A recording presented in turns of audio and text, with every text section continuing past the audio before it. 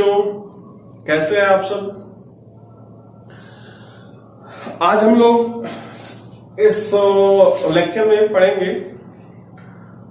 Mechanism of transport of water.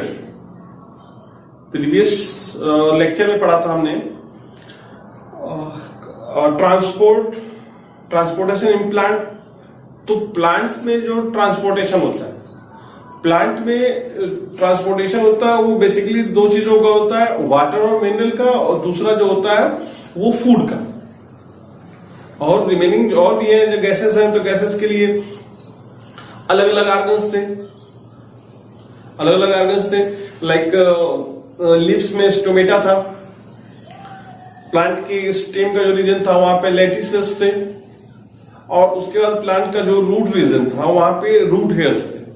तो इन structure से अलग अलग बॉडी पार्ट्स में ट्रांसपोर्टेशन पॉसिबल होता है। लेकिन जब बात होती है कि वाटर और मिनरल, इनका ट्रांसपोर्टेशन कैसे होता है और मैकेनिज्म कैसा है, और उसके बाद बात आती है फूड का ट्रांसपोर्टेशन कैसे होता है और उसका मैकेनिज्म कैसा होता है। तो प्रीवियस लेक्चर में पढ़ा था कि जो जाइलम सेल्स होती हैं,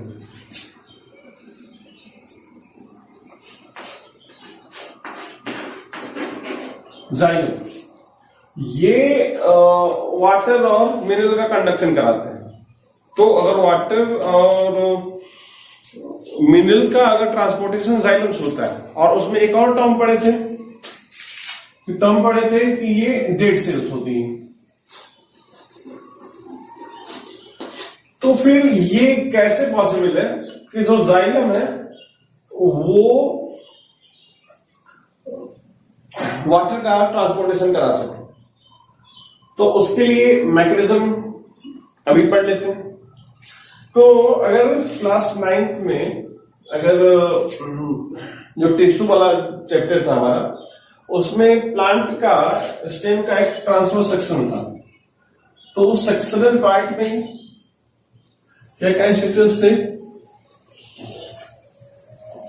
पहला हमारा आउटर जो था वो एपिडर्मिस,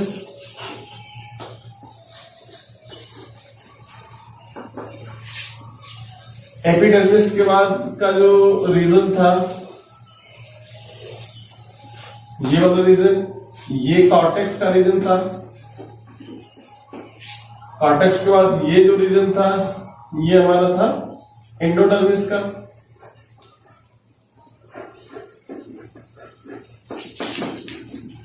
और एंडोडर्मिस के बाद अंदर हमारा ये वेस्कुलर रीजन था। वेस्कुलर रीजन में जाइलम फ्लोएम आते हैं। तो इस वेस्कुलर बंडल में जाइलम और फ्लोएम होते हैं। तो ये हमारा वेस्कुलर बंडल का पार्ट है। ये पढ़ा था, एक आउटलाइन, एक डायग्रामेटिक रिप्रेजेंटेशन है कि रिसेप्टर होता कैसे। तो यहां पे बात हो रही है कि जाइलम सेल्स या जो जाइलम टिश्यूज है ये फिर कैसे वाटर का कंडक्शन कराते हैं। देखिए, प्लांट के लिए जो प्लांट वाटर को यूज करते हैं वो अंडरग्राउंड वाटर। तो जो सॉइल के अंदर का जो वाटर है उसी वाटर को प्लांट यूज करते हैं। अब सॉइल के अंदर प्लांट की होती है रूट्स, ऐसे समझ लीजिए। अगर मान लेते हैं कि प्लांट की रूट, और इस रूट से फिर कई fine hair like structures arise होते हैं। इन स्ट्रक्चर्स को हम कह रहे थे कि ये रूट हेयर्स हैं। और रूट हेयर्स होते क्या है? इलांगेशन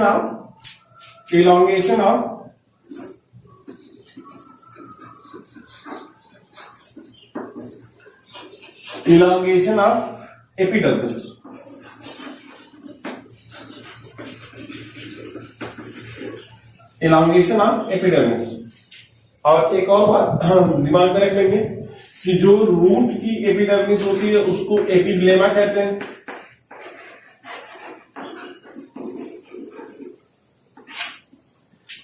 तो जो रूट हेयर्स होते हैं, रूट हेयर्स, वो रूट हेयर्स क्या होते हैं, एपिडर्मिस के या एपिग्लेमा के इलांगेशन होते हैं, मतलब वो इलांगेट कर जाता है।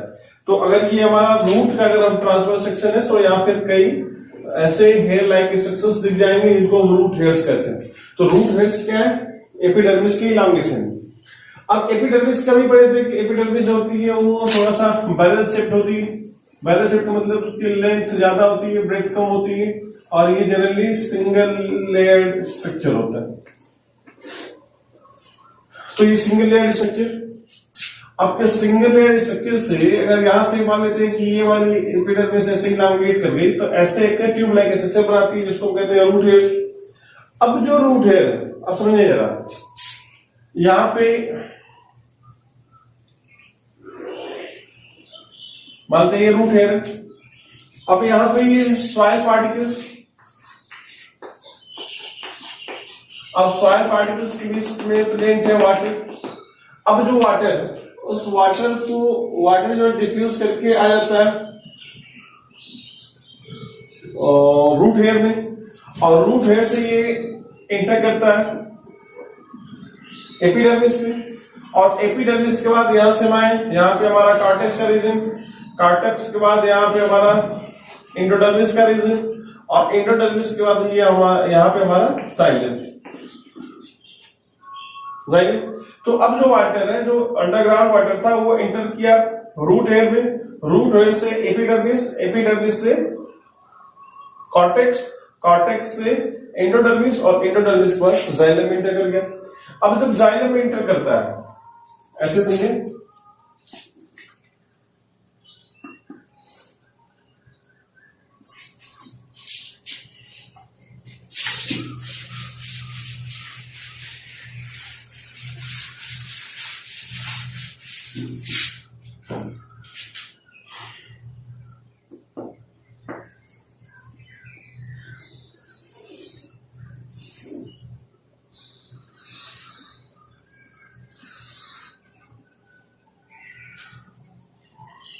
ये हमारा रूट है, ये एपिडर्मिस, एपिडर्मिस के बाद कॉर्टेक्स, कॉर्टेक्स के बाद इंडोडर्मिस, ठीक, और इंडोडर्मिस के बाद यहां पे जाइलम, जो एक पाइप लाइक स्ट्रक्चर। तो अभी ये रूट में आ गया। तो अब जो वाटर था यहां से इंटर किया, अंडरग्राउंड वाटर इंटर किया रूट हेयर में, रूट हेयर से एपिडर्मिस, एपिडर्मिस से कार्टेक्स, कार्टेक्स से इंडोडर्मिस, और इंडोडर्मिस से जाइलम। तो अब ये रूट के एकदम टिप पे आ गया है वाटर, जो अंडरग्राउंड वाटर था, जो सॉइल वाटर था, वो वाटर आ गया है रूट में, और रूट के एकदम नीचे समझिए कि यहाँ इस रीजन पे वाटर आ गया। अब जो वाटर यहाँ आ गया है और जाइलम में, और जो जाइलम था इसका डिस्ट्रीब्यूशन क्या होता है, root to tip of the plant. और जैसे जैसे ब्रांचिंग है, अगर एक हम रूट ट्री का स्ट्रक्चर देखें,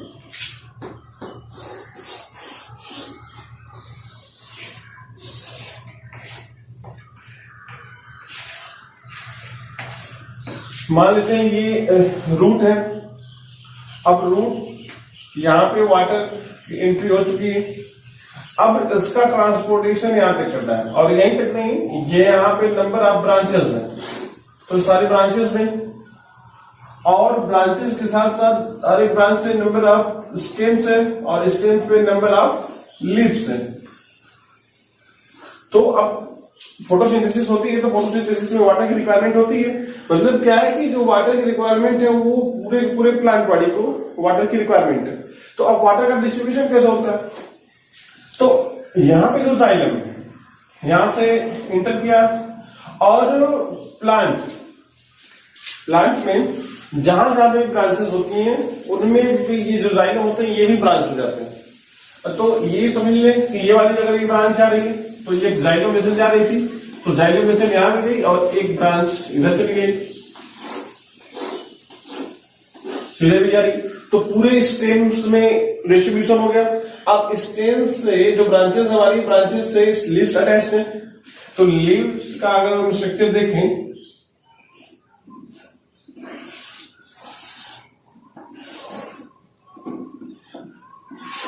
लीव के स्ट्रक्चर देखें तो ये हमारा स्टेम है या ब्रांच है। तो ब्रांच से एक स्टार्ट लाइक स्ट्रक्चर पेटियोल,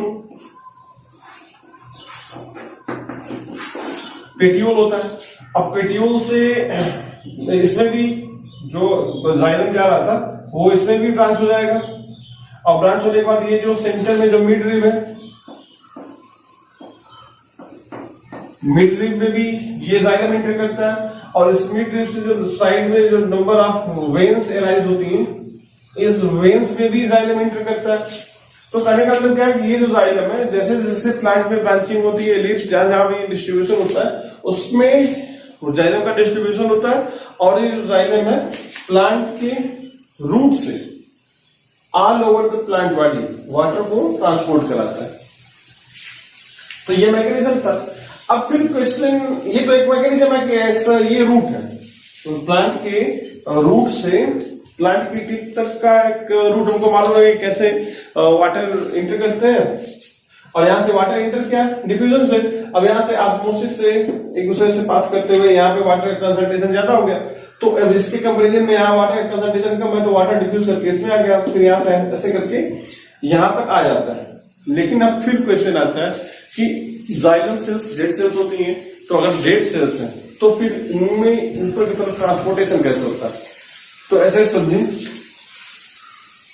और फर्स्ट चैप्टर में पढ़ा भी था फोटोसिंथेसिस वाले चैप्टर में, कि प्लांट की लीव्स में स्टोमेटा प्रेजेंट होता है, और उन स्टोमेटा से कंटिन्यूअस वाटर का लॉस होता रहता है, जिसको ट्रांसपीरेशन कहते हैं।